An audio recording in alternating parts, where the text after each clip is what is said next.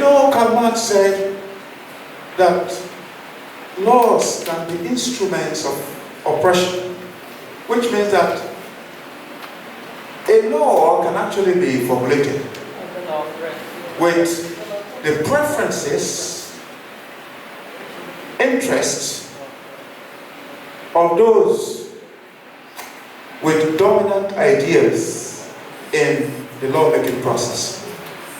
So if such a law is eventually formulated, of course, the contents of that law will reflect the desire and the preferences of those who masterminded that process.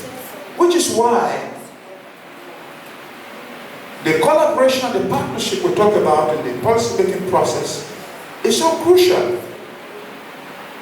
Because once that partnership is established, and opinions and ideas often have to be based on evidence, which is why the civil society is key, very important when it comes to objective analysis of problems with intention of contributing to the policy process. So if analyses are properly carried out, the result of such analysis can help to inform ideas in the policy-making process. Now, implementation. So, I've already said that at the level of implementation, there are challenges. Even the political will to implement a policy may be lacking.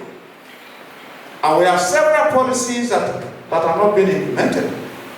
And nobody is asking questions. What is happening to policy that was formulated several years ago and nobody is talking about it? It may be intentional, so it depends on the political atmosphere. It depends on the leadership. It depends on who is at the heads of affairs. So, at this level, we are looking at putting policy into action. So certain leaders can choose to implement policies that are favorable and choose not to implement those that are not favorable. And it is happening. It entails structures and capacity. When a policy is in place, you will know that that policy is in place when you see the institutions that have been created to implement or enforce that policy.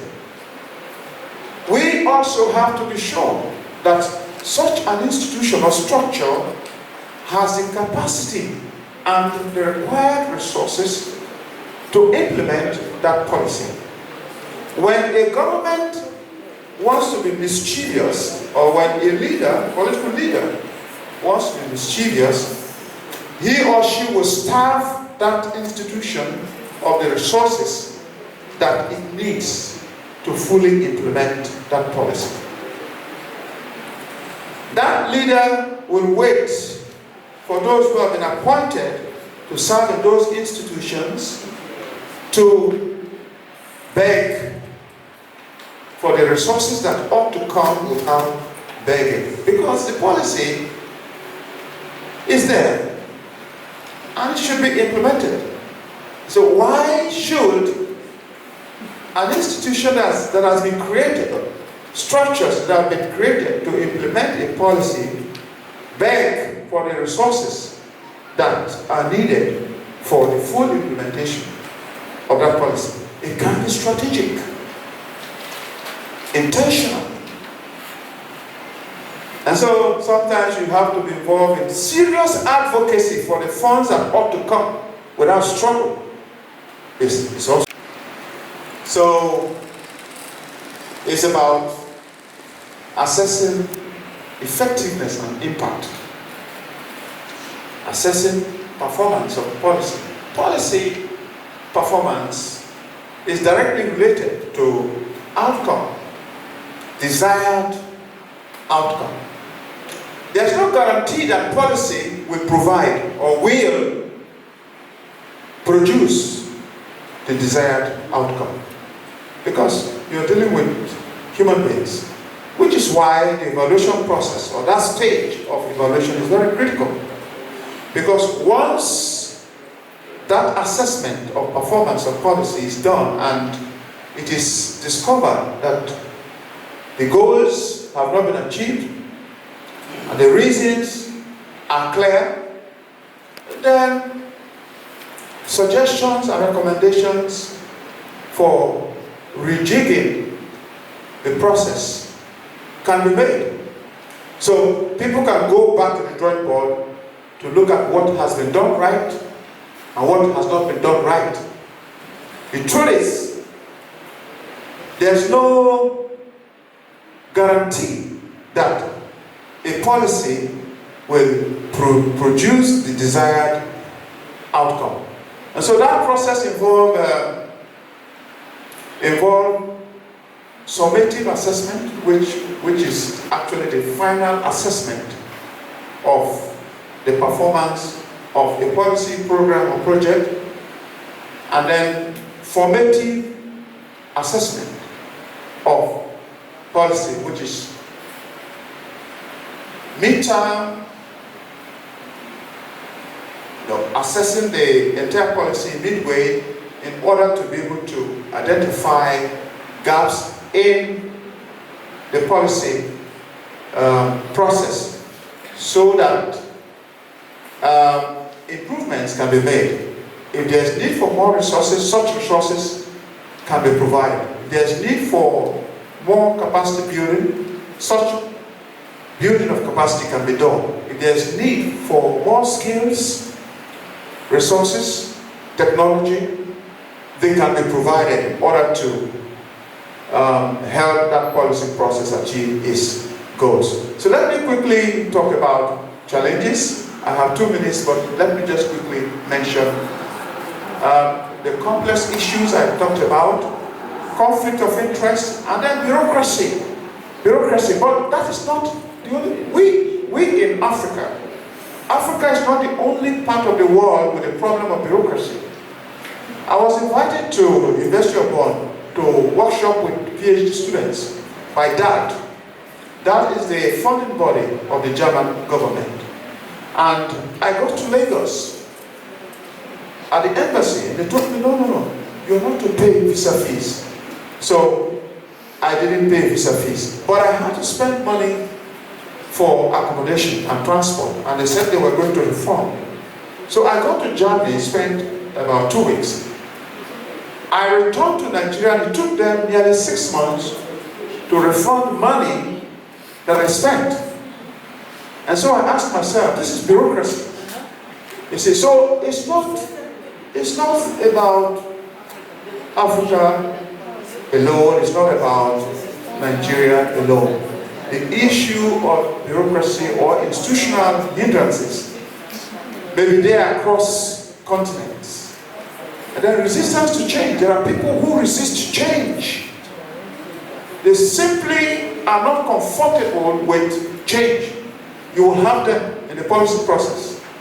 And then resource restraints. Let me end here because thank you very much. Actually, as director of Center for Gender, we have been having some trainings on capacity building, and one of the requirements, but that's national, is that we must have a gender policy in the university, and we have created ours. But this particular one we are doing is under the sponsorship of British Council.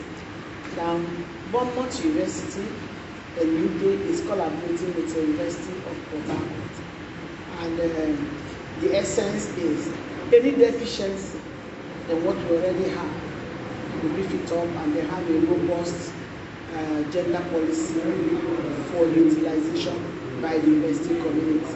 Okay, Prof, thank you so much.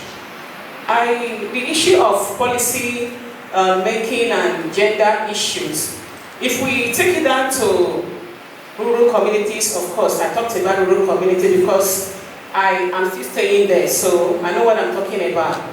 Situations where women belong to a group, but then decisions they take there, vital decisions, important ones, have to be ratified by the men's group before it can be recognized. The men were not there when decisions were taken. They were not in the women's meeting. Then you have a meeting, you take decision, and they say we have to take it back to what we call Rwanda. For those decisions to stand, approval. We seek approval all the time.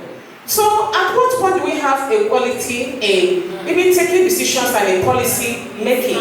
If at every point in time we have to still go back to our men, we're always seeking the approval for everything we do. But somewhere in our mind we think we are independent, we are taking a decision, but practically it's not what is going on. So, sir, how can we overcome this challenge? Thank you. Area in Ghana, and I saw women chiefs, but it has not always been so. How did they get to the point of even having women as chiefs? I'm also aware that in River State, there is now a law that gives inheritance to women. Am I correct? Yes. That's what you have. It was not there before. So what I want to say is that gender inequality is still a reality, but there are changes happening. So we should have the mindset of continuing to do the best that we can to change practices, cultures that are not beneficial or not helping to close the gap. Our society is still fundamentally patriarchal. So in a patriarchal society like ours, what we need to do is to continue to struggle to make progress, even if that is happening piecemeal. And so what we should avoid is really this despondence, sense of despondence. You know, and I'm also aware that in some communities in River State, Bayelsa, women are beginning to be part of decisions in local village meetings, town halls. I'm aware of that. So, but this was not happening some years ago. It was not. So these things, changes will happen gradually. So don't give up. The idea is that men are living with very strong sense of patriarchy. How do we begin to work on men to give up? It's something that requires creativity. I was involved in a study that took me to the Jos area, and in that study, I was actually involved in the midterm evaluation of the project, implemented by Women for Women International. And so I was doing a midterm evaluation of that project, and I discovered that the designers of the project needed to include husbands of women that were the focus of that project, because they were working with the state government. But the project was suffering because their men were envious of the women and were making things very difficult for the women. And so the designer said, okay, let us bring their husbands in. So they brought their husbands in and gave them some limited time of capacity building, and they paid them some money instead of building. Then they allowed their wives to be involved in that project. So we need some creative way of bringing the change that we need in society.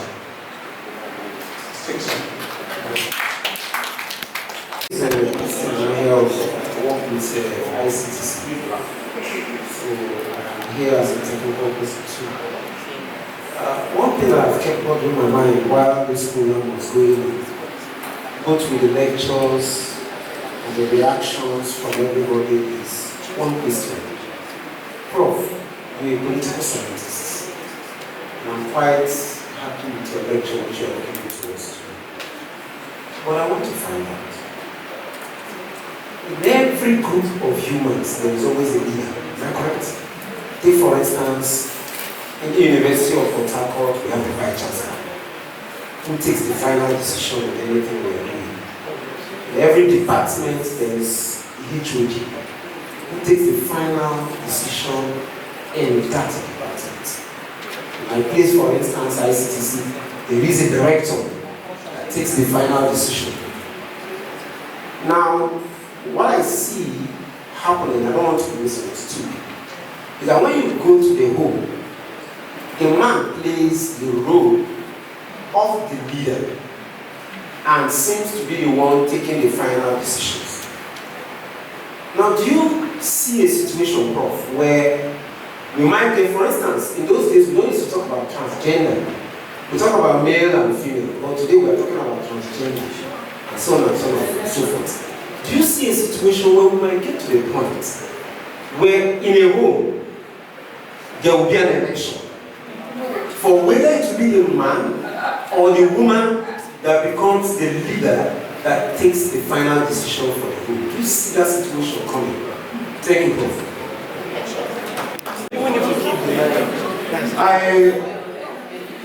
I play multiple roles. I'm also a pastor. And if you come from the religious perspective, it's difficult to say that we will get to a time when elections will be conducted in families in order to elect the man leader. And well, I don't see that happening. But I worry about Western cultures. I was in Honolulu in 2007. My biggest source of worry and happiness was it was during Halloween. And in the streets, everywhere, people were naked. And I asked myself, can I bring my son or daughter to live in this place? And I said, no, I would never do that. So I think it's about the invasion of cultures. Which is why some people right now in the United States are saying, oh, they like Trump, but it's a bit tricky. So I don't see that happening. I don't think it's even a political question. You know, because the leadership at the family level is more or less cultural and, traditional.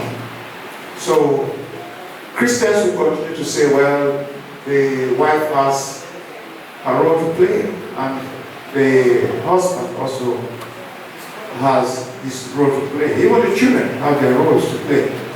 And the Bible is very clear on what role each member of the family should be playing. So I don't envisage that, but I envisage, the dangerous influence of Western cultures, eroding our own value systems. Even the democracy that we operate is an adulterated one. Yes, because the democratic values, the wave of Western democratic values are not blowing over us with learning, with learning on the part of our leaders, even on the part of citizens. So we have gaps. We're embracing it, but we are abusing it. So we are abusing it. So for example, democracy theoretically should reduce the risk of violence in the political process. Should reduce the risk of violence in the political process. But what we have is really democracy contributing to the risk of violence. So why is that happening? The value system, the interests pursued by politicians, and even the seeming docile nature of the citizenry is a problem. Political apathy is a problem. In fact, citizens are part of the problems. You know, the citizens are part of the problem because they are not standing up to challenge the value system, wrong value systems that are driving the political process. So we have one tiny political class with so much power, threatening everybody to the point of stupor. So I'm healthy. It's a fantastic project. You know, if you're grading it, we will take it step one. That what we did in January was step one, and it was more of sensitizing the university community that there's a project like this. If you don't know that gender issues exist, please now know.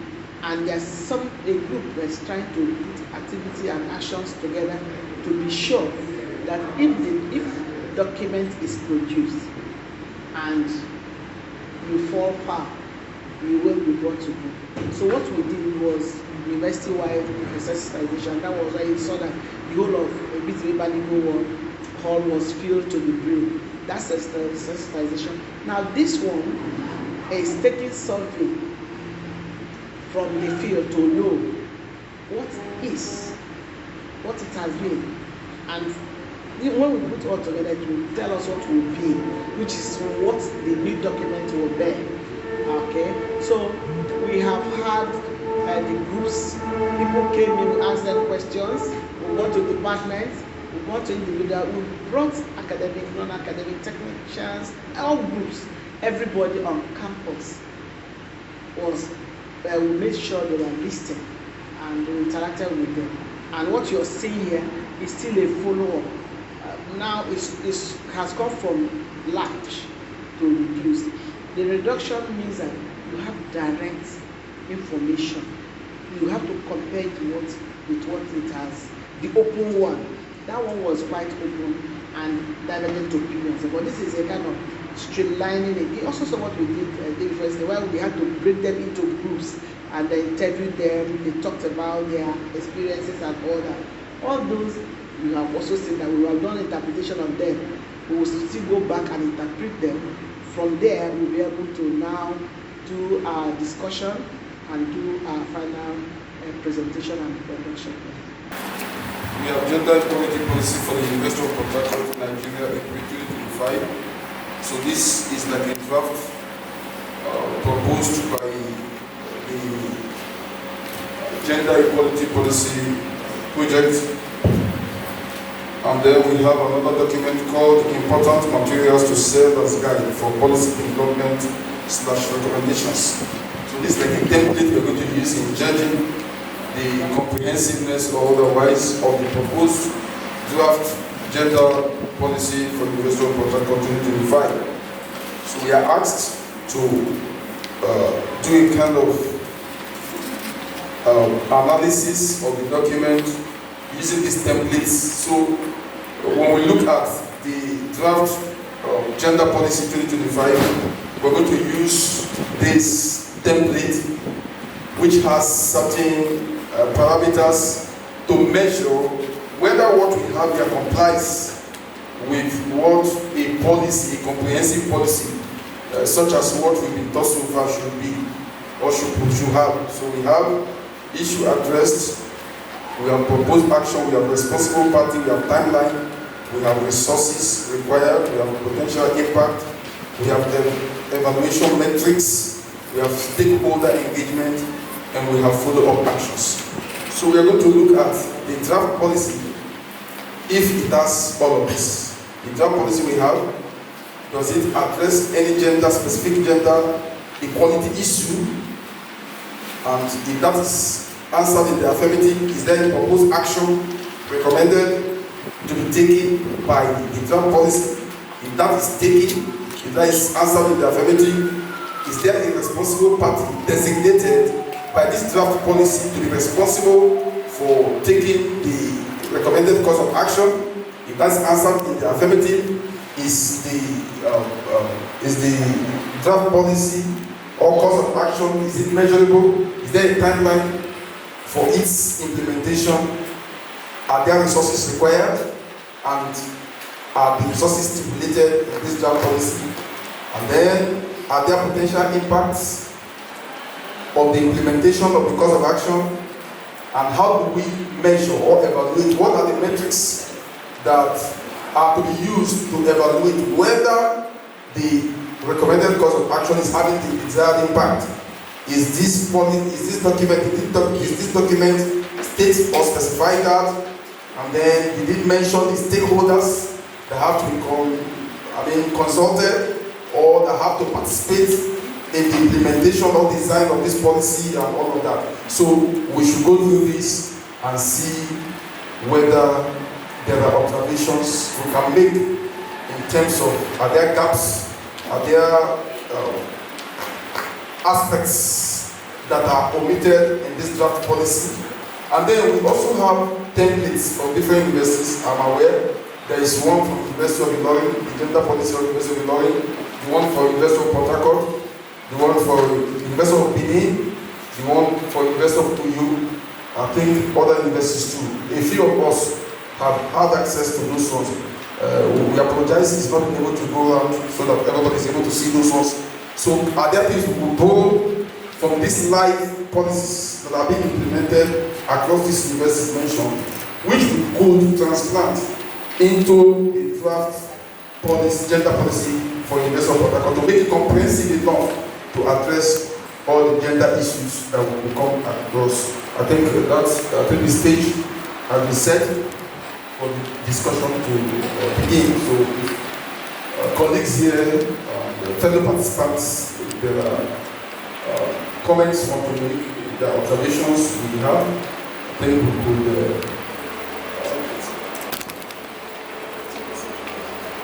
we should take it section by section.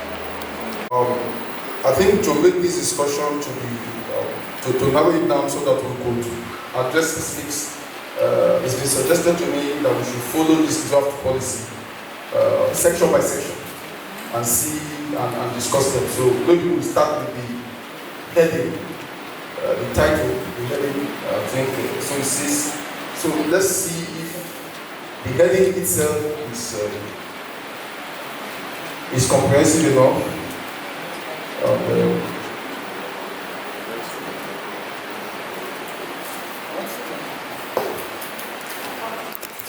So we're going to look at each of the sections. So it has a heading, it has the first point is policy statement, number 2 is objectives, scope. So we're going to take them like that. So first of all, we are on the title, the heading, is it? Since somebody wants to speak, you want to speak about the title. Okay. Good morning, everybody. I'm Dr. Efenapo Elgaton. I believe the heading is a little modification.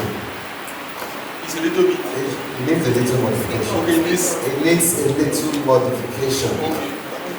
In my opinion, I think it should be the University of Port Harcourt Gender Equality Policy 2025. Okay.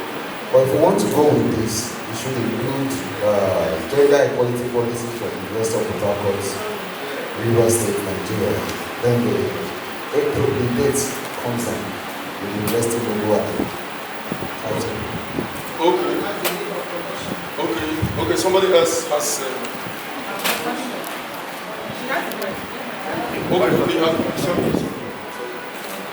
Good morning, everybody.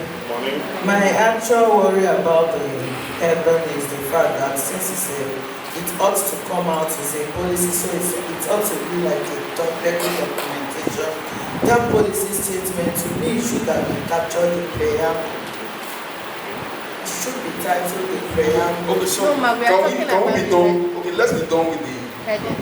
That's the heading. And the heading, that's what I'm saying. No, policy statement is number one. Okay, so That's different. so policy statement is different from That's you have the preamble that will now capture thus. The preamble, that's the preamble having been the first thing. Okay, so the heading is like this. It's like this kind of thing that you have on all the other universities. It's like no, a what cover. I'm saying is it's not item one we are talking here. No, Policy statement. no, we are not on that. We are not on that. We are on this heading. This heading. The heading itself, not the, we have not come to the item. So let's, the title, we are talking about the title of the document of the policy. Yes, so the suggestion or the observation by our participant here is that it should be University of Port Harcourt Gender Policy 2025. Gender Equality Policy 2025. That's okay, madam, please. Okay, you want to speak on this so that we can on this title? Okay, please. Who is moving the mic around?